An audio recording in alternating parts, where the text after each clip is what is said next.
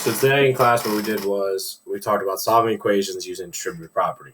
Okay, so I'm going to show you the first way of traditionally how I'm doing it, and then I'm going to show you two other ways of how to do this also to see which one you like easier.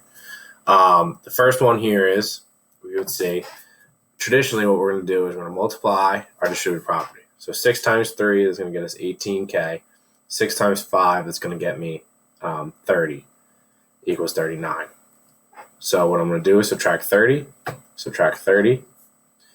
18k is equal to 9. Divide by 18. K equals 1/2 or 0.5. That works because if we do it substituting here, 18 divided by 2 is 9. 9 plus 30 is 39.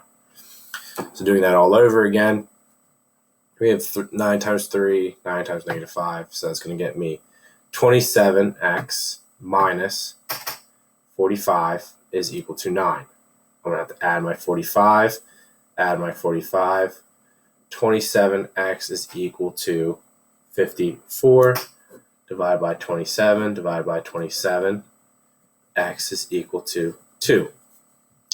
So one of the things that we saw in class was a lot of people were just kind of solving it and then just checking themselves. So for this one right here, what we would do is somebody said, well, okay, I know 2 times 8 is 16. So to get in this middle, so 3 plus 5 is 8. So they said x is 3 because they would have 2 times 3 plus 5 is equal to 16. 3 plus 5 is 8. 2 times 8 is 16. That equals 16. Okay, so moving on to the other side, we're going to do the same thing. So we're going to say, so 3 times what number is going to be 18?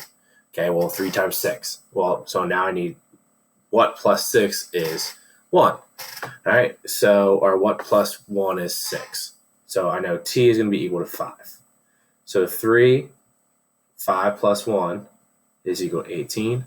3 times 6 is equal to 18. So that means 18 is equal to 18. That's all it is to it. Okay, so both of those work.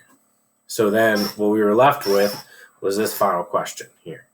Okay, we see that we would have 4 times, and this is the big trick. Okay, here's a nice little trick for you. Okay, if I see that this whole thing, this means 3 times some number minus 2 times 4 is equal to 88. Well, we need to figure out what that number is going to be. So instead of multiplying it or guessing it, what I'm going to do is I'm going to divide that 4 because this 4 is going to multiply anyway, so let's just get rid of it. So then that's going to get us 3t minus 2 is equal to 22. Well, then I'm going to add 2. I'm going to add 2. 3t equals 24. T equals 8. Show you that again. Oops, sorry. Show you that again. I'm just going to divide by 2, because that 2 is multiplying everything. So then I have 3y minus 5 is equal to 7. Add 5. 3y equals 12. Divide by 2, divide by 3. Y equals 4. There you go, guys. Have a good one.